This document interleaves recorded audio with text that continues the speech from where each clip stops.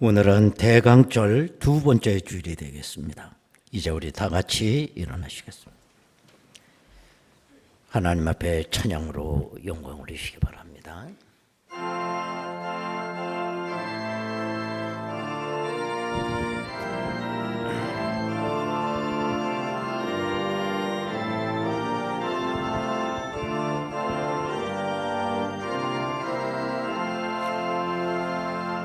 왕 대신 주 다 찬양하여라.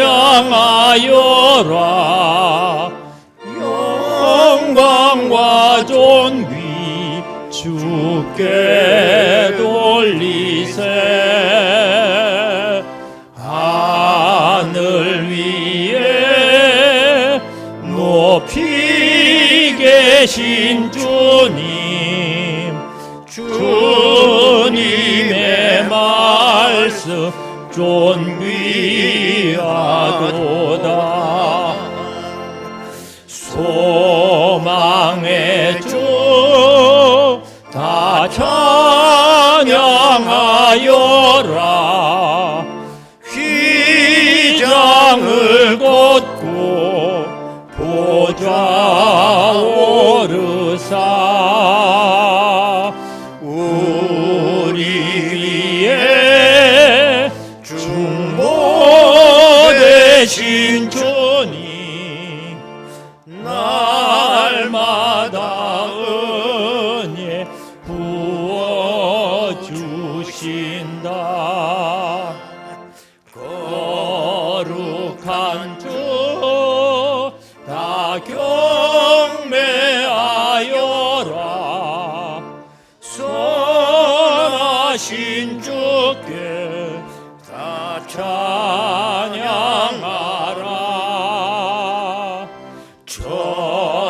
천사들도 다 경배하여라. 구세주 예수 영원하도다.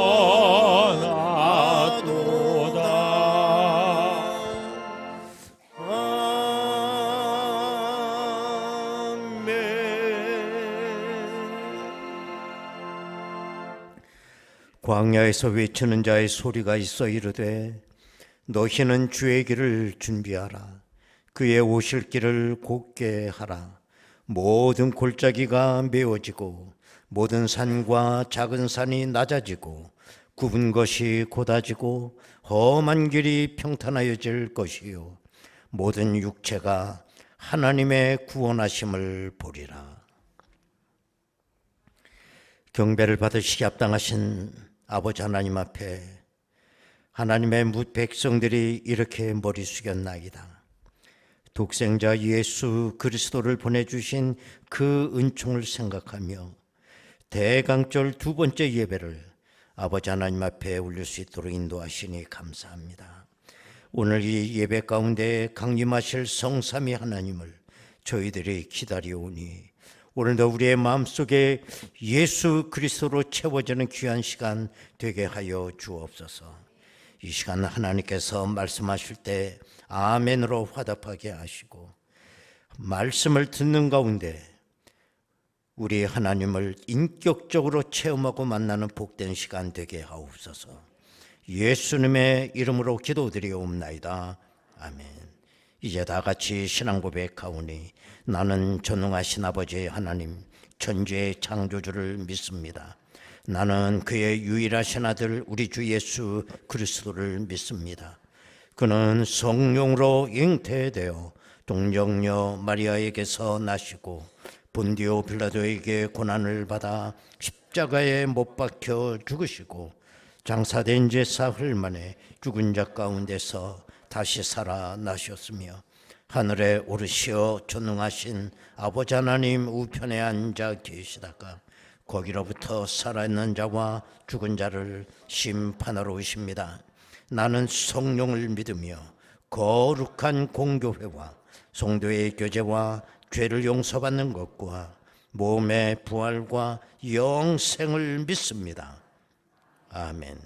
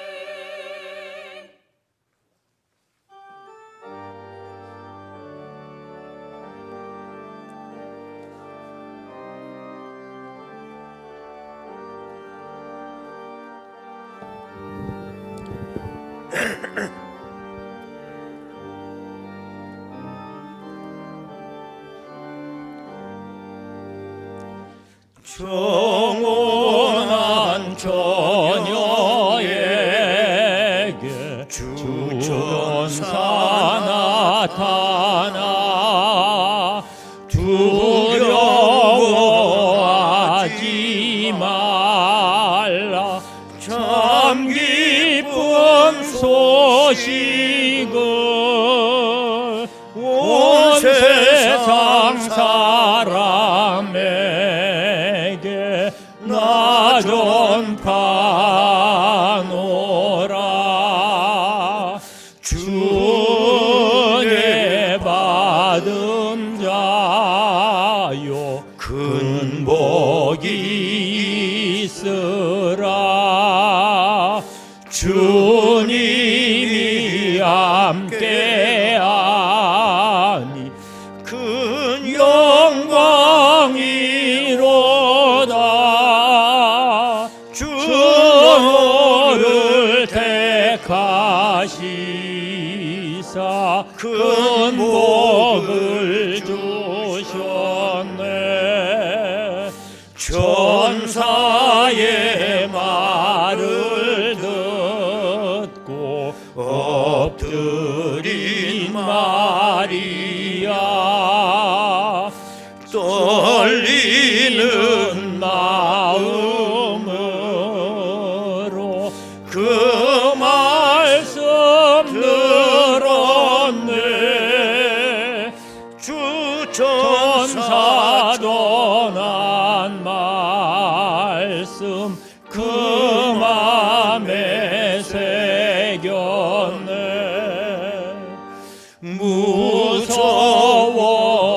무서워하지 말라. 너 잉태하리니 그 탄생하는 아기 예수라리라. 온 세상 다스리는 만왕의 왕이라. 마리아 말하기를 이런 일이 있을까. 전능한 주님께서 너와 함께 하시며 그 크신 권능으로 널 높으시리라. 주 말씀 듣고 나서 마리아 엎드려 나 주의 종이오니 뜻대로 하소서.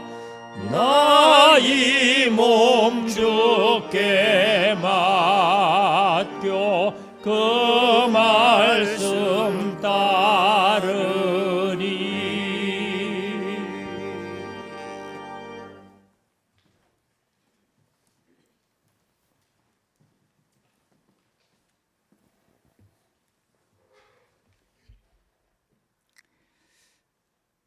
하나님께서 세상을 향한 계획과 그것을 운영하시는 섭리를 세우지 않으셨다면 지금 이 시간 우리는 존재하지조차 못하고 있었을 것입니다.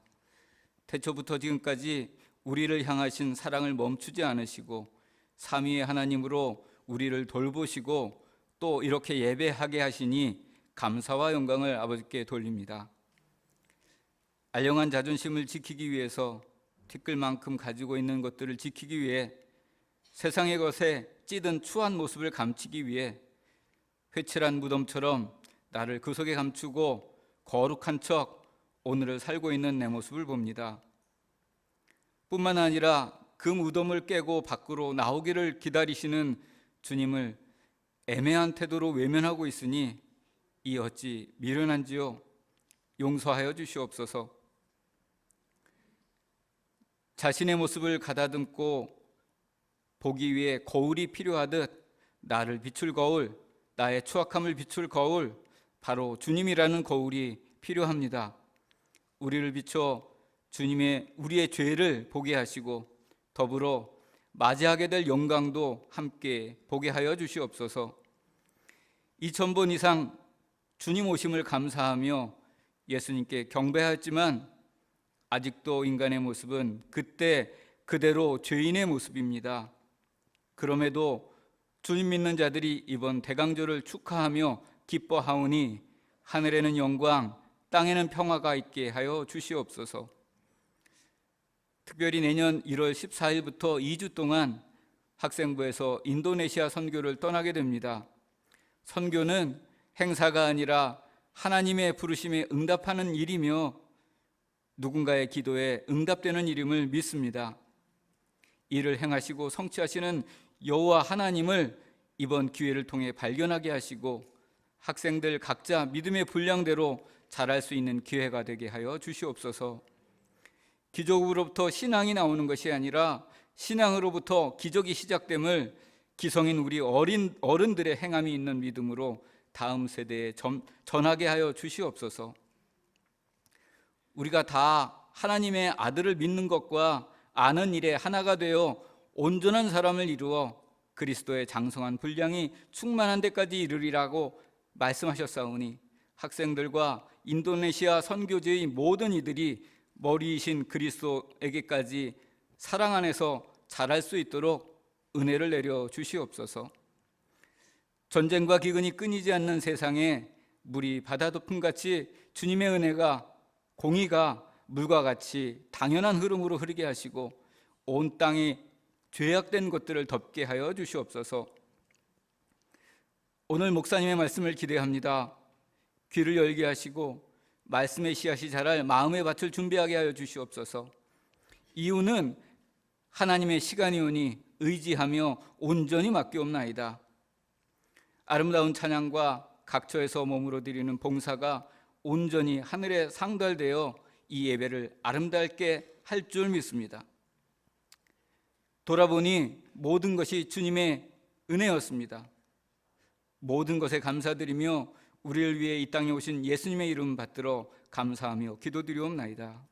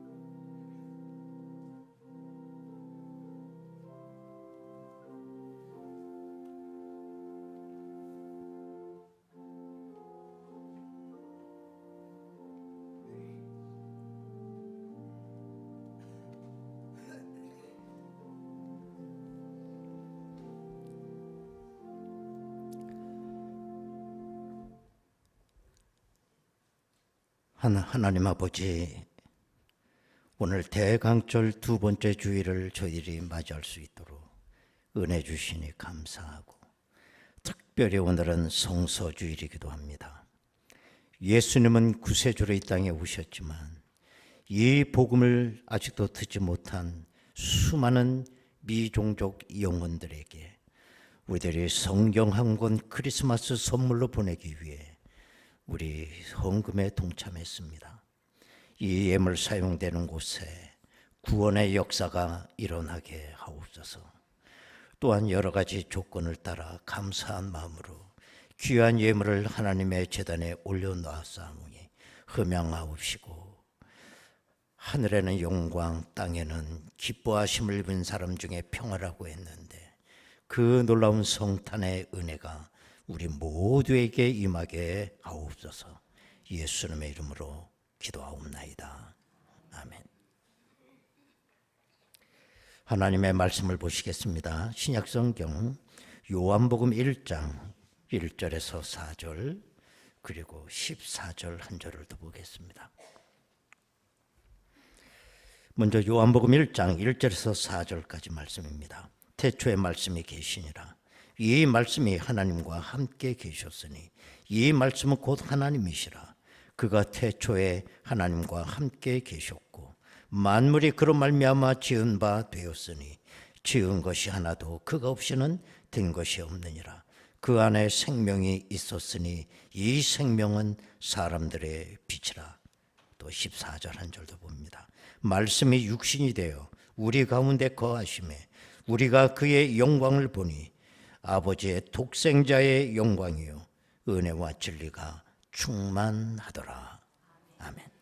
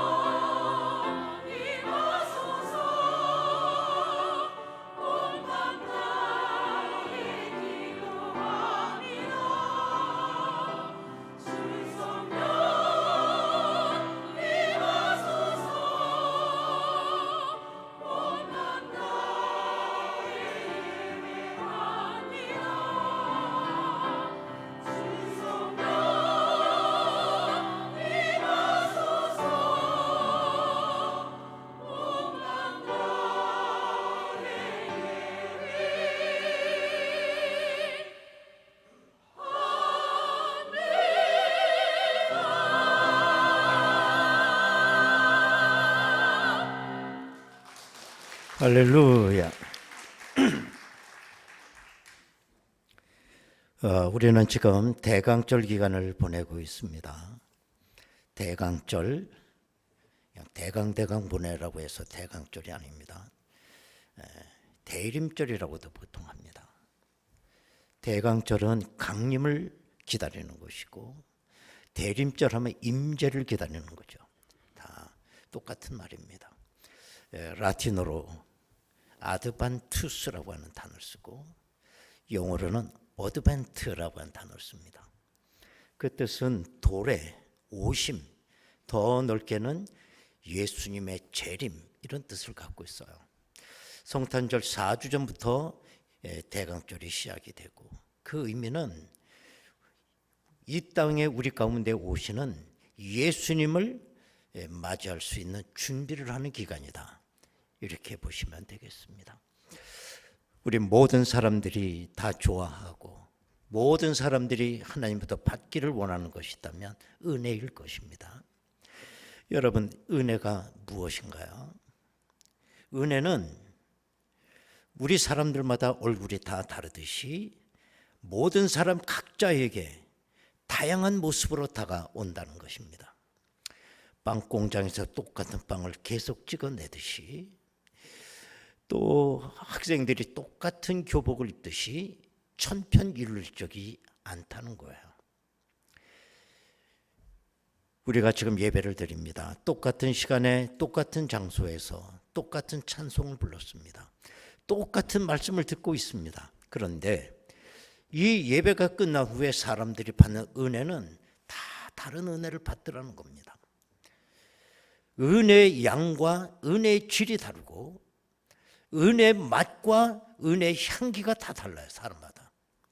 어떤 사람은 자기 일생의 최고의 은혜를 받고 자기의 삶을 결단하는 사람이 있는가 하면, 어떤 사람은 똑같이 예배를 드는데 시험 들고 가는 사람들도 있어요.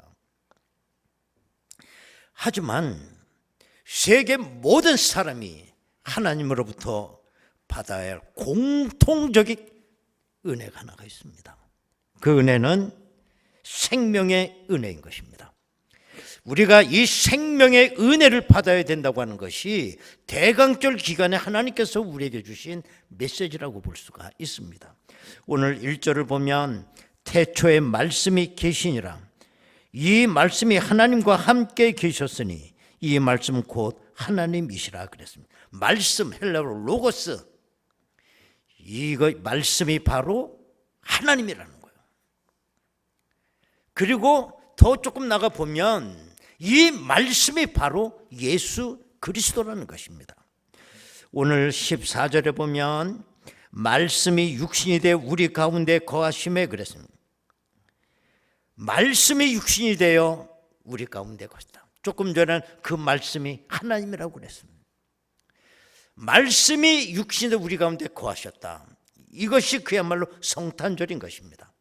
마태나 누가 같은 이런 분들은 예수님의 탄생 이야기를 신문 기사처럼 아주 리얼하게 기록을 했습니다. 그러나 사도 요한의 성탄절은 해석이 됐습니다. 성탄절이 뭐냐? 말씀이 육신이 되어 우리 가운데 거하시는 것이다. 이게 성탄절이라는 거예요. 그리고 14절을 계속해 보면 이 땅에 육신을 입고 오신 바로 예수님의 영광에 대해서 기록을 하고 있습니다. 14절을 보면 말씀이 육신이 되어 우리 가운데 거하심에 우리가 그의 영광을 보니,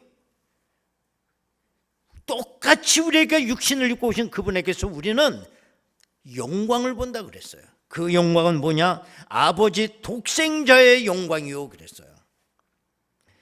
여러분, 사람은 누구나 다 각기 나름대로의 영광을 갖고 살아가게 됩니다. 스승은 스승의 영광이 있습니다. 스승이 대통령의 영광을 가질 수가 없어요. 스승은 스승의 영광을 갖고 있기 때문에 제자들이 스승을 존경하는 것입니다. 아버지는 아버지의 영광이 있고 어머니는 어머니의 영광이 있어서 자녀들이 늙으신 그 부모님을 그렇게 효도하는 거예요. 그 영광이 있기 때문에. 주의 종은 주의 종의 영광이 있습니다. 그렇기 때문에 오늘도 주의 종이 말씀을 할 때 우리는 아멘으로 받는 거예요. 물론 담임 목사나 부목사나 다 똑같이 주의 종입니다. 그러나 성도들은 담임 목사를 더 원하고 있어요. 그 이유는 왜 그러냐? 담임 목사의 영광과 부목사의 영광이 다르기 때문에 그런 것입니다. 마찬가지로 말씀의 육신, 우리와 똑같은 인간으로 이 땅에 오셨는데 그 예수님에게서 하나님 독생자의 영광을 본다 그랬어요. 이거 대단히 중요한 겁니다.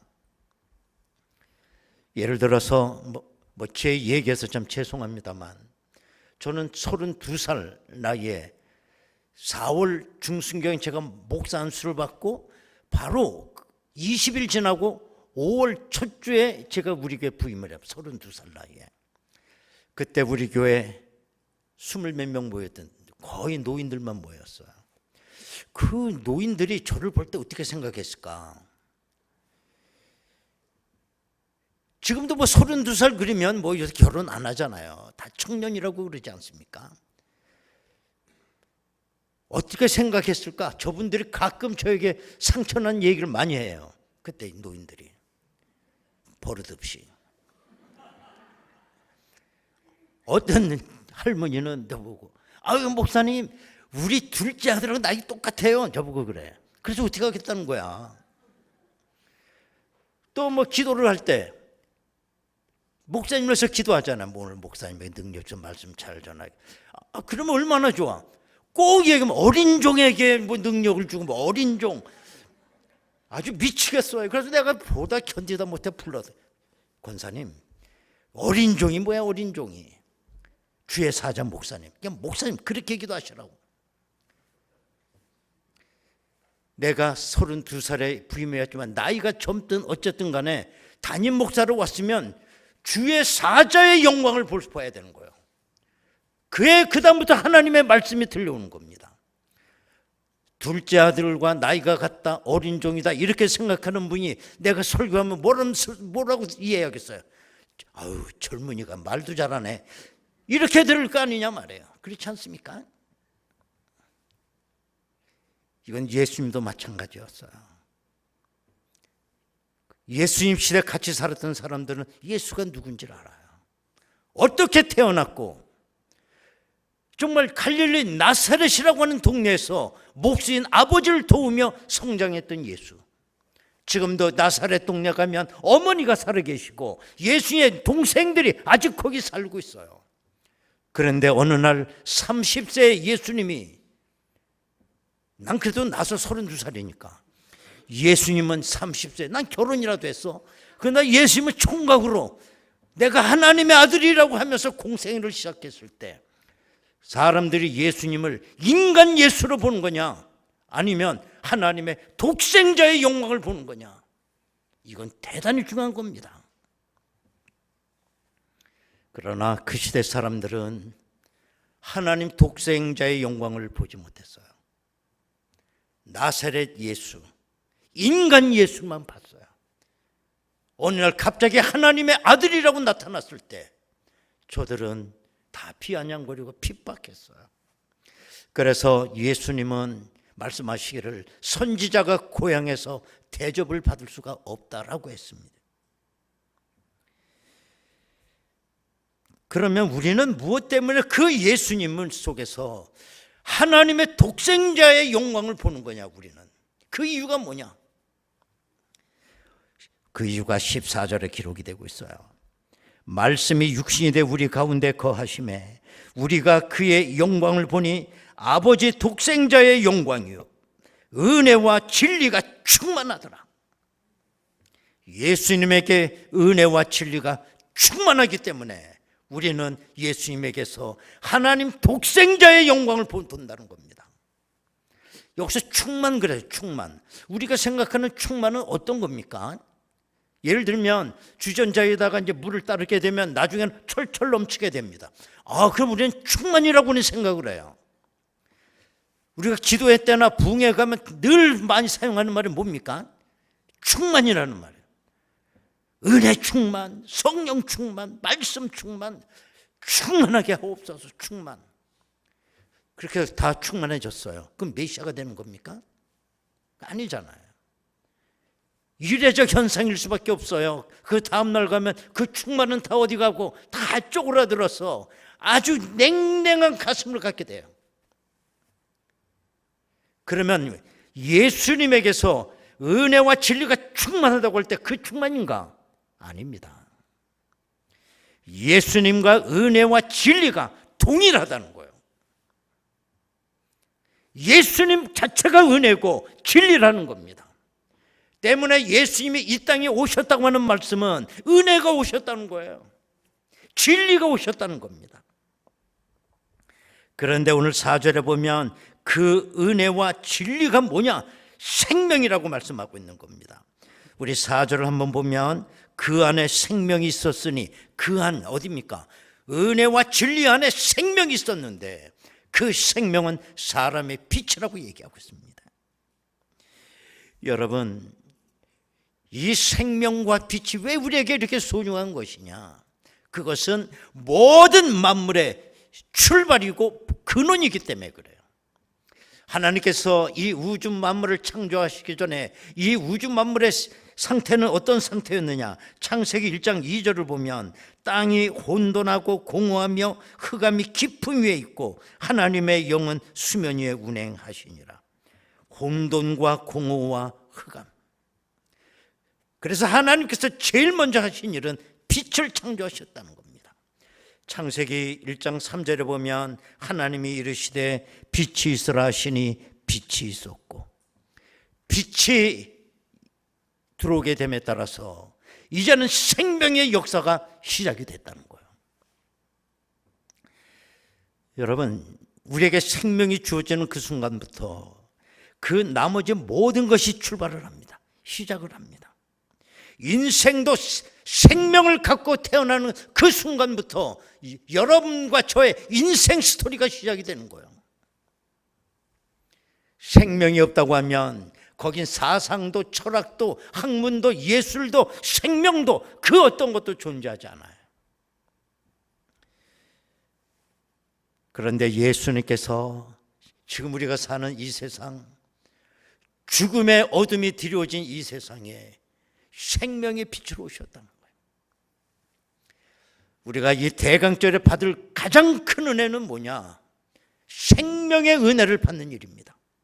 크리스마스 선물 받는 것도 중요하지만 나에게 오시는 그 주님, 그분으로부터 생명의 은혜를 받는 거예요. 그러면 그 생명의 은혜라고 하는 게 뭐냐?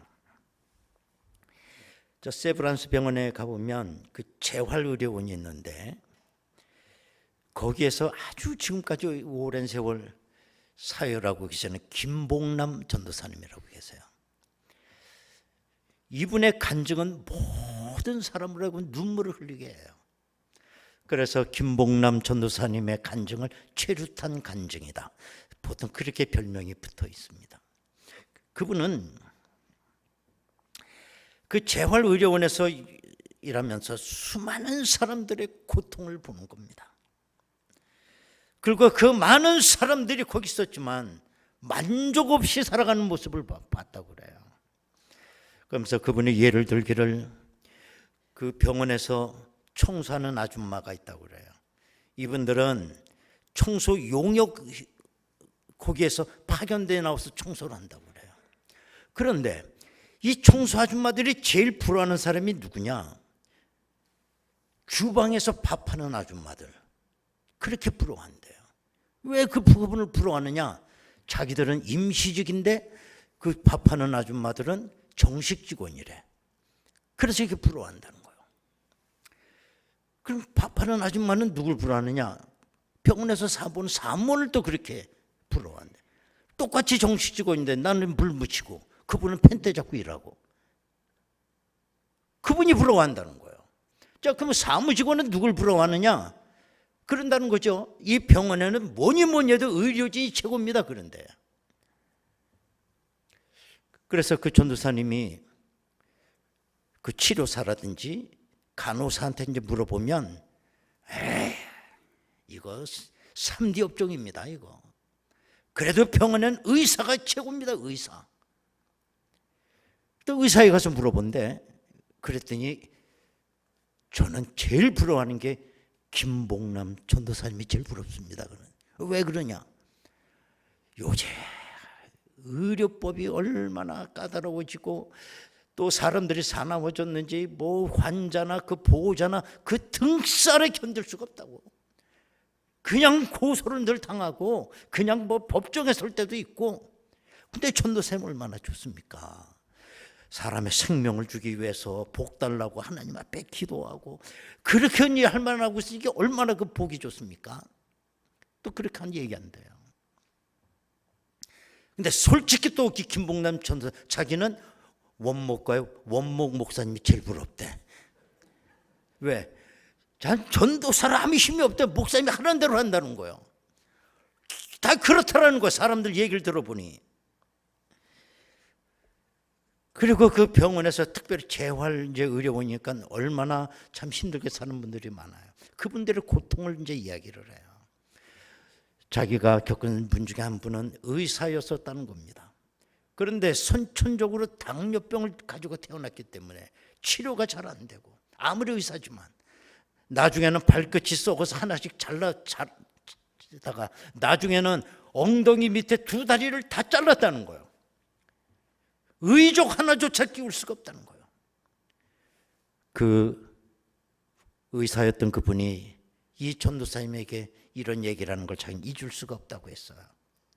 나에게 만약에 의족 하나를 끼울 수만 있다면 내 재산 전체를 다 내놓을 수가 있었다 라고 얘기했다는 거예요.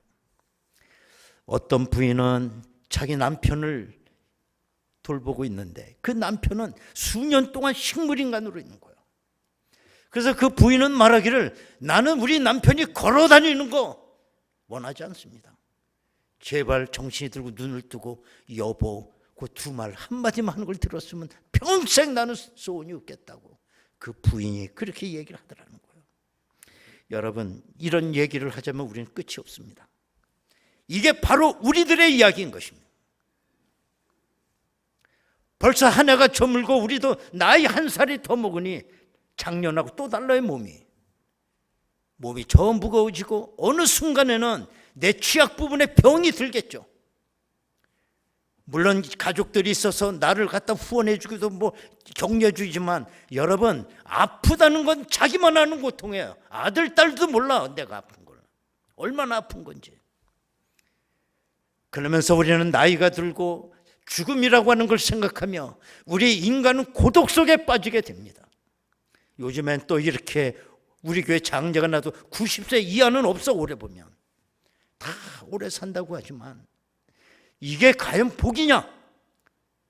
하나님께 주신 생명이 축복이 아니라 왜 우리에게는 생명이 짐이 되는 걸까? 여러분 이렇게 된 것은 죄로 말미암아 우리의 생명이 망가졌기 때문에 그래요. 그러면 예수님께서 우리에게 주시는 생명은 어떤 거냐? 어떤 젊은이가 군대를 나갔습니다. 군대를 나갔는데 전쟁이 일어났어요. 최전방에 가서 이제 목숨을 걸고 싸우는데 적군이 쏜 포탄 하나가 그 소대 가운데 떨어져 가지고 소대 전원이 몰살을 합니다. 근데 극적으로 이 젊은이 하나가 사는 거예요. 그때 이 젊은이는 두 손을 번쩍 들면서 살았다 하고 외쳤습니다. 그렇죠. 생명을 얻은 거죠. 얼마나 감격스럽고 얼마나 이게 큰 은혜를 받은 겁니까? 그런데 그 감격과 그 기쁨이 죽을 때까지 변하지 않아야 된다는 거예요. 그러나 그렇지 못하다는 거예요. 이 젊은이가 나중에 군대를 제대하고 한 어느 여인을 만나게 되고 뜨겁게 사랑하고 그 다음에 가정도 이뤘지만 이 결혼에 실패를 해요. 이 젊은이는 참 어렵고 힘든 세월을 살아갑니다. 그나마 그좀 뭐 해보겠다고 이것저것 해보다가 다 부도나고 망해버려. 길바닥에 나가 앉게 되고 하루하루 날품을 팔아 생명을 연장해가고 그 어느 날 겨울밤에 자기가 젊었을 때 군대 나갔던 생각을 하게 됩니다. 그때 폭탄이 떨어지고 다 죽었을 때 나도 그때 죽었어야 좋았을걸. 내가 왜 살았느냐? 탄식을 하고 한탄을 합니다. 여러분, 예수 안에 있는 그 생명은 이런 생명이 아닙니다. 예수 안에 영원히 머물러 있는 생명인 것입니다. 예수님 안에 그 생명이 언젠가는 있었는데 예수님의 십자가의 죽으심으로 사라져버린 그런 생명이 아니라는 겁니다. 언젠가는 기쁨이 좋아서 살았다라고 생명을 소리질렀던 그 사람, 왜 그때 내가 죽지 못했는가라고 탄식하는 그런 생명이 아니라는 거예요. 어떤 사막에 어떤 사람이 떨어지게 되고 물을 먹지 못해 탈수현상으로 죽어갈 때 어떤 사람이 수로를 발견했는데 물이 흘러갔던 흔적이 있다라고 소리 질렀습니다. 그건 복음이 아니에요. 거기에 아직도 물이 흐르고 있다. 그게 살리는 복음이에요. 우리가 예수 안에 있는 그 생명, 한때는 있었지만 지금은 예수 안에 생명이 없다라고 한다면 우리는 그 예수 믿을 이유가 없죠. 태초에 하나님의 말씀이 계셨고 그 말씀이 바로 하나님이라고 했을 때 예수 안에 그 생명은 태초부터 있었던 생명이고 오늘도 흐르고 있고 세상 끝날까지 그 생명은 넘치게 될 것입니다. 우리가 그 생명을 받게 되면 우리 인생은 완전히 달라지게 될 것입니다. 물론 내가 늙고 병들고 힘들고 어려웁니다. 이게 인간의 한계상. 그러나 기쁨은 시들지 않습니다. 자기의 삶을 사랑하게 됩니다. 자기 삶에 대해서 애착을 갖게 되고 내가 살아있는 것에 경외심을 갖게 되고 더 살고 싶은 열망이 생기게 되고 내가 또한 나머지 삶을 위해 결단을 하게 되고 내가 살아있음에 기뻐하고 감사할 수 있게 됩니다. 기독교 사상이라고 그 책이 있어요. 그 책에 이런 글이 실렸었습니다. 학식과 덕망을 겸비했던 어떤 큰 세도가가 세상을 떠났어요. 그래서 장례식이 치러지게 되는데 어느 한 스승이 제자들을 데리고 그 장례식에 이제 참석하게 됩니다. 그럴 때에 한 제자가 스승에게 이렇게 물었습니다. 스승님, 평소에 우리 스승님께서 저희들 가르치실 때 예수님의 말씀을 그대로 들어서 죽은 자는 죽은 자로 장사하게 하고 너는 나를 따르라 하시는 말씀을 계속 가르치셨는데 왜 우리를 지금 장례식장을 왜 가는 겁니까? 라고 질문했어요. 그러나 스승은 아무 말씀하지 않았습니다. 거기서 문상을 다 끝내고 이제는 돌아왔어요. 그때 스승은 제자들에게 입술을 열었습니다. 너희들은 장례식장에 가서 무엇을 보았느냐? 그랬을 때 제자들이 이런 얘기를 했습니다. 그 장례식에 저렇게 인산인해 이루는 문상객이 몰려오는 건 난 처음 봤습니다. 정말 그분이 살았을 때 학식과 덕망이 얼마나 위대한 것인가를 그걸 느꼈습니다. 그러자 어느 한 제자는 말했습니다. 저는 권력의 힘이 얼마나 큰가를 봤습니다.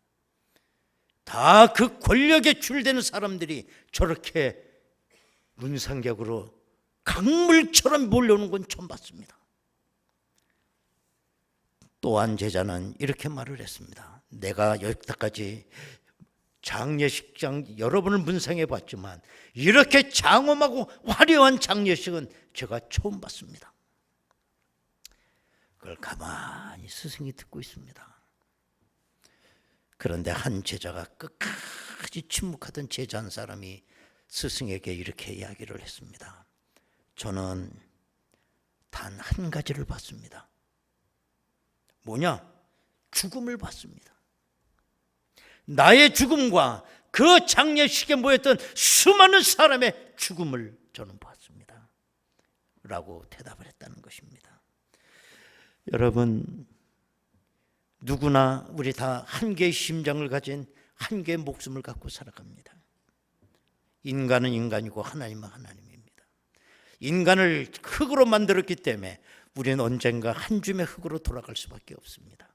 그러나 내가 흙으로 돌아가기 전에 우리를 창조하신 하나님을 기억하고 그분께서 우리에게 보내주신 생명의 은혜를 받아야 한다는 거예요. 생명.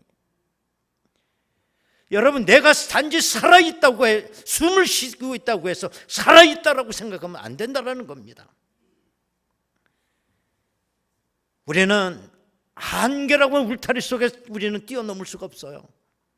100가지 한계, 1000가지 한계를 갖고 있을지 모르지만 우리가 예수 그리스도 생명의 은혜 가운데 기뻐하셔야 된다는 겁니다.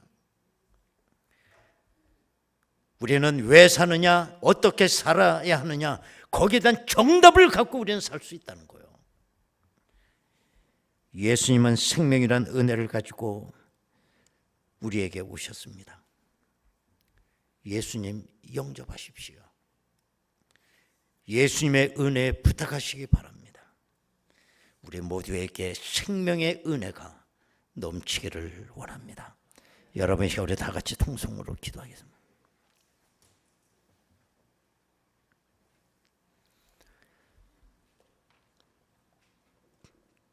죽음의 어둠이 우리를 지배하고 있고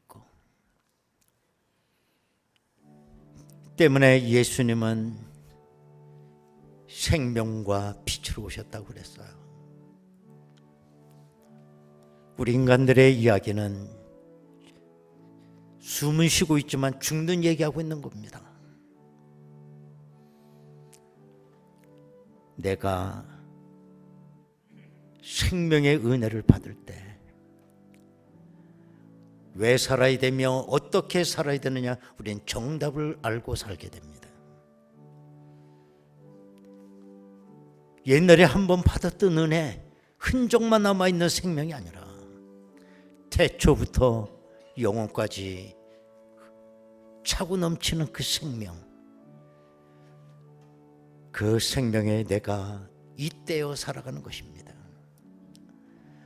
아버지 하나님, 내게 속에서 예수의 생명이 넘치게 하옵소서. 그 생명이 없는 한 숨을 쉰다고 해서 살았다고 말할 수 없습니다. 하나님, 이 생명의 기쁨, 성탄절에 누리는 기쁨이 되게 하옵소서. 다 같이 통성으로 기도하겠습니다. 은혜로우신 아버지 하나님, 감사합니다. 죽음의 어둠이 드리워진 이 세상에 생명의 빛으로 오신 주여, 하나님, 많은 사람들이 고통 속에서, 죽음의 어둠 그늘 속에서 사라져가고 있습니다. 아버지 하나님, 예수 생명의 역사가 있으므로 내 인생 스토리는 시작이 됩니다. 아버지 하나님, 한 줌의 흙으로 돌아가기 전 우리를 창조하신 하나님을 기억하게 하시고 우리 속에 예수 그리스도 생명의 은혜를 가지고 오신 주여, 그 생명이 우리 것이 되게 하옵소서. 이번 성탄절에 받는 가장 위대한 크리스마스 선물이 되게 하옵소서. 아버지 하나님, 사망의 그늘이 드리워진 이 세상, 생명과 빛으로 오신 주 아버지 하나님, 이 생명의 은혜를 받게 하시고 그 안에서 기뻐하며 왜 살아야 되며 어떻게 살아야 되는지 그 정답을 갖고 살아가는 저희들 되게 하옵소서. 예수님의 이름으로 기도하옵나이다. 534장 1절과 4절입니다.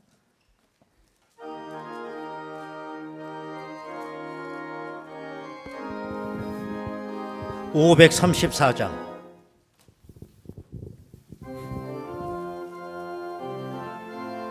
1절과 4절입니다.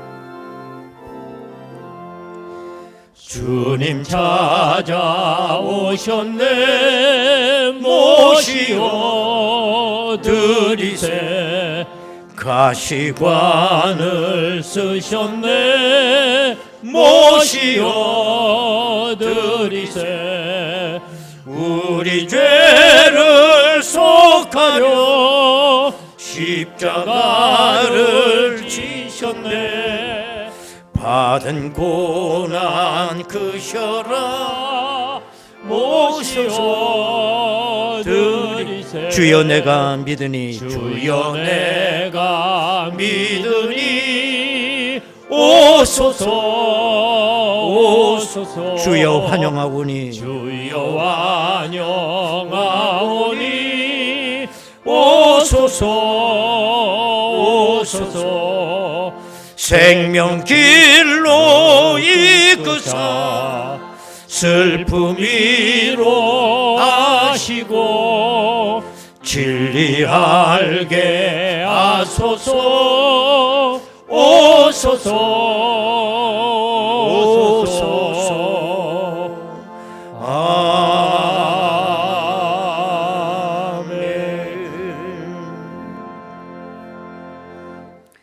광고 말씀입니다. 말씀드린 것처럼 오늘은 또 성서주일이기도 합니다.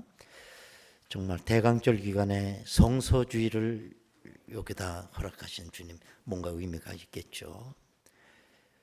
바로 예수 탄생 소식, 그건 생명을 얻는 소식인데 이걸 아직도 모르고 있는 사람들이 세상에 많다는 겁니다. 우리는 너무 흔하죠. 이제는 핸드폰도 성경책으로 치니까 저 미종족에게 성경 쪽복음 하나를 보내는 겁니다. 그 생명의 역사가 일어나거든요. 그래서 이 전액 드려진 헌금 성서 보급하는 일에 사용이 됩니다. 우리가 지난 주일 저녁에 역대급 음악회를 보셨을 겁니다. 뭐 난리야 난리. 그냥 사인 받으러 다니고 그냥. 다음 주는 더 기대하셔도 돼요. 우리 교회 성가대가 여럿이지 않습니까? 그 성가대가 이제 성탄 축하 음악 회를 합니다. 아주 많이 연습하고 있어요. 아주 멋있는 성가를 통해서 은혜 받을 수가 있겠습니다. 기대하시길 바랍니다. 내년도 교회 달력을 오늘부터 배부를 합니다. 가실 때 로비에 가셔서 두 종류가 있거든요. 하나 벽걸이가 있고 하나는 탁상용 달력이 있습니다. 하나씩 이렇게 가져가시면 될 것 같습니다. 한 가정에 일단 하나만 가져가세요. 그냥 뭐 서너 개, 10개 이렇게 그냥 무더기로 가지고 가시면 안 되고. 왜냐하면 이제 전 교인이 다 받으셔야 되거든요. 또 다음 주일도 오늘 못 오시면 또 받아야 되고. 그 다음에는 교회가 뭐 달력 남아 있어도 소용없어요. 그렇잖아요. 다 그냥 내놓습니다. 원하는 대로 갖고 가시라고. 그때 가져갈 수 있는 기회가 있습니다. 일단은 한 가정에 하나씩 가져가시면 될 것 같습니다.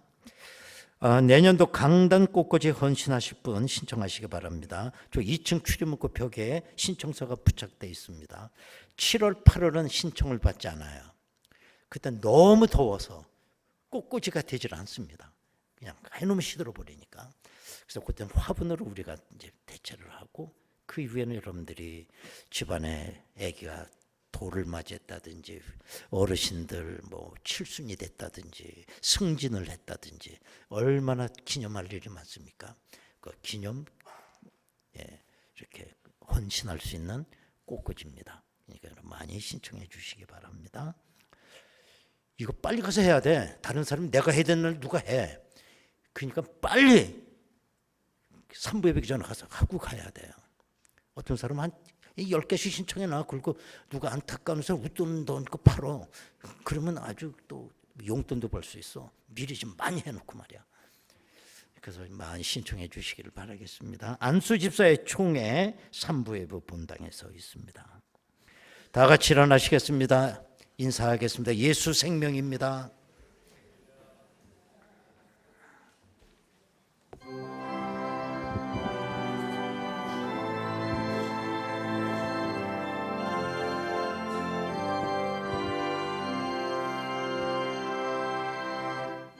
한라에서 백두까지 백두에서 땅의 끝까지 주님 오실 길을 예비하며 주님만 섬기는 나라 되게 하소서. 이 땅에 주님 교회 위에 하늘의 생기 부어주소서. 열방을 치유하는 주 백성 주님의 군대를 일으켜 주소서. 성령의 새바람 이 땅에 불어오소서. 할렐루야. 주의 영 그 생기로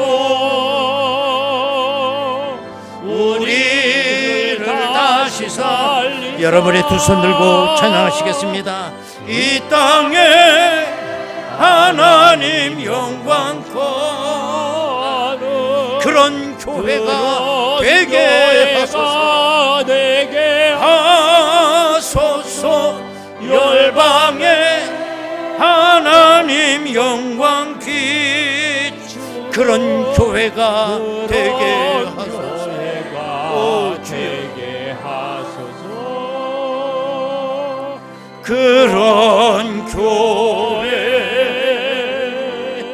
되게 하소서.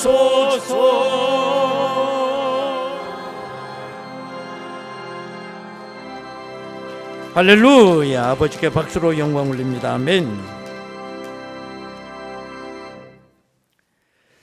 지금은 우리 주 예수 그리스도의 은혜와 아버지 하나님의 극진하신 사랑하심과 성령님의 감동하시고 내주 충만 교통 역사하심이 생명의 은혜를 받음으로 이 사망의 그늘이 드리워진 이 세상에서 생명을 얻은 자녀로 그 기쁨을 가지고 욕망을 울리며 살아가기를 원하는 저희들 심령 위에 저들의 가정과 일터와 자녀들과 이 재단에 속해 있는 모든 권속들 위에 지금으로부터 영원토록 함께 하시옵기를 간절히 축원하옵나이다.